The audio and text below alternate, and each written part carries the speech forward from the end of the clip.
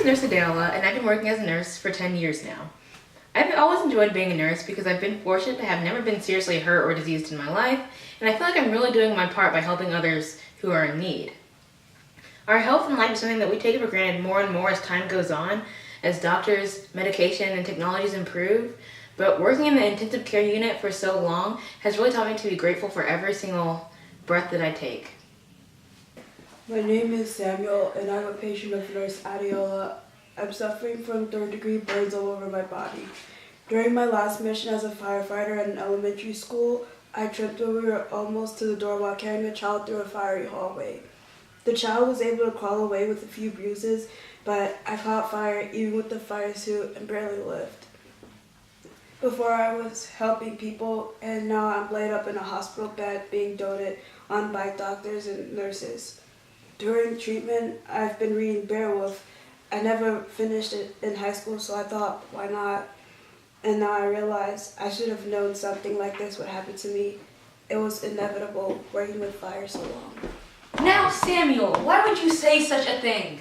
Don't try to tell me this was inevitable now. The theme of Anglo-Saxon fatalism seen throughout Beowulf is more realistic than the hopefulness of modern society, and should be incorporated into our everyday lives to avoid disappointment. They had it right hundreds of years ago, and we've digressed it to a perpetual state of false hopefulness and optimism.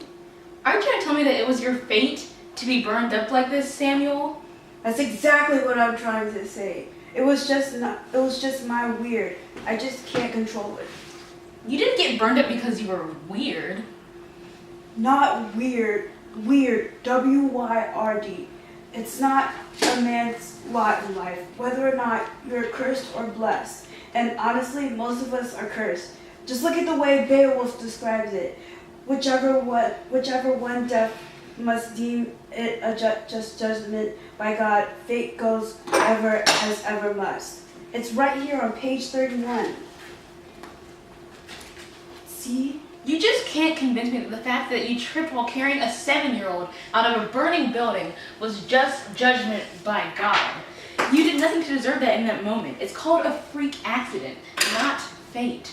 You don't understand. What I was doing right there doesn't matter. On page 39, see right here. You see it? Okay. On page 39, Beowulf speaks of an ordeal he endured fighting sea monsters as he prepares to slay the demon Grendel. And he says, often for undaunted courage, fate speaks to man it has not already marked. It doesn't matter what you do with your life. You can slay demons and the hell-bride mothers. You can fight fires for a living and risk your life daily. In the end, your true fate will catch up with you. No, Samuel. Do not demean yourself in such a way. Don't diminish your good deeds. Listen, Beowulf is presented as nearly flawless, almost like God on earth. After defeating Grendel, King Hrothgar says, "You have made yourself immortal by your glorious action." How? Through excelling yourself in daring and danger. On page 63 and 163, immortality through being written about in poems like these were the highest honor a man in Anglo-Saxon society could achieve. All odd points towards a long, happy life, many offspring, and a peaceful death. But on page 189, he is poisoned by a dragon. Of all things, a full-blown fire-breathing dragon. The same kind of wretched fire that engulfed that schoolhouse and me. It's almost as if something is being said about tampering with nature.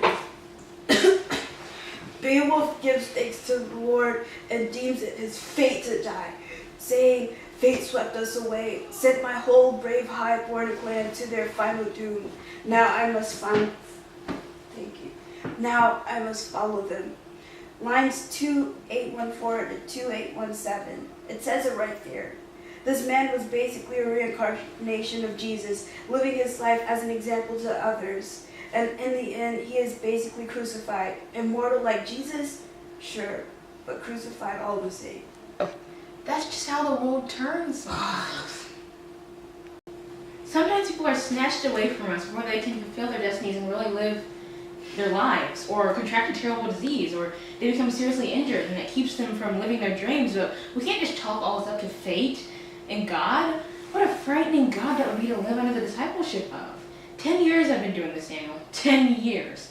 Are you going to tell me that the 6-year-old boy I was a primary nurse for during my first year on the job was supposed to pass so young from neuroblastoma? The man I worked with in my 4th year, whom had full-blown AIDS at the age of 32, was supposed to die such a slow and painful death? That the 20-year-old college student who was rushed here last night was supposed to lose both of his legs to a distracted driver? We can't help those things in life, Samuel. Yes, that's exactly what I'm saying. Don't get me wrong. I used to think the same way you do. I used to believe that if you lived your life bravely, honestly, and passionately, your contributions to making the world a better place would be returned to you. But sitting here in this bed, I can't walk and it hurts to speak, and I'm being fed by a tube just 4 days after I was burning building by my own role carrying a child to safety. And that was so honorable of you. You're a hero to so many. When I picked up this book and started reading, I had an epiphany. It doesn't matter what the hell I do. It doesn't matter that I saved hundreds of people during my 5-year career, which is now undoubtedly over. That's not true. Didn't Seamus Heaney or something translate this? Wasn't he some sort of crazy Catholic poet? He's trying to trick you into thinking that God isn't on your side. If that was true, we'd all be laying right where you are right now. No offense. None taken. However, I'm going to have to disagree with you. You can be as perfect as a man can be in Anglo-Saxon society and still be cursed. Quit it with the optimism already. The very second I was conceived, the very second God had you to make me, my fate was mapped out for me. Sometimes you get lucky, and sometimes there is impending doom just around the corner. I was cursed from the beginning, and so were all your little friends. Go.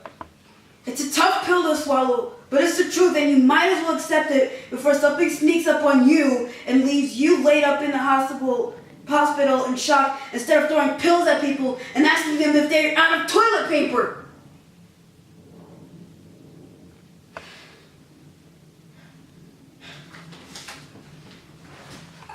I'm sorry, Miss Adiola.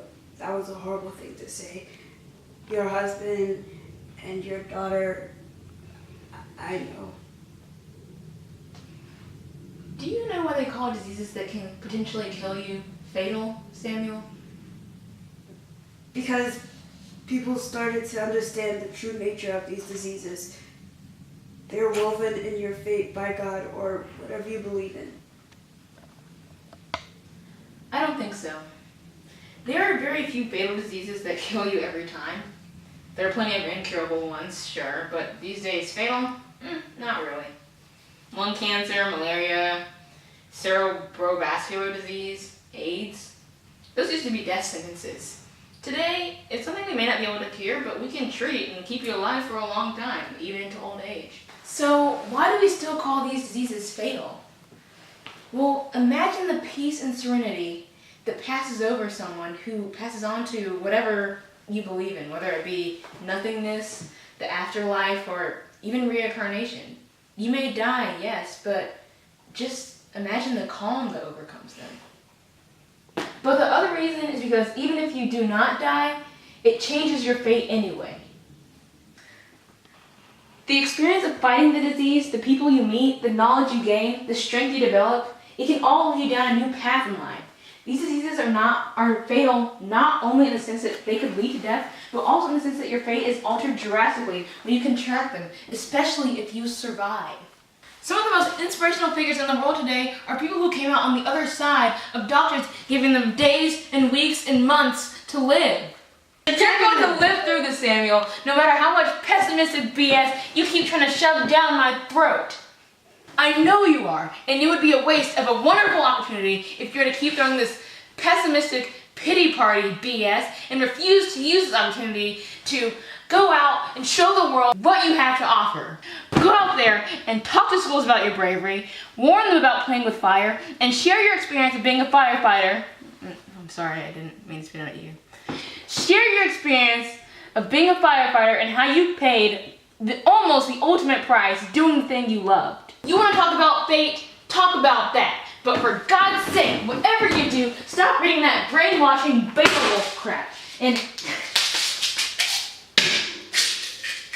take your pills.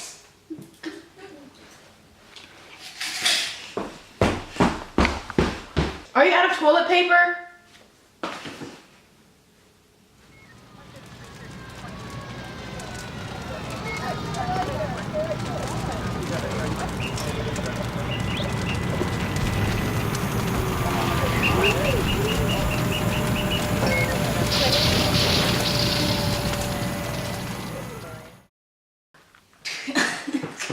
Hospital in shock instead of throwing pills at people and asking them if they're out of toilet paper. You're gonna live through this, Samuel.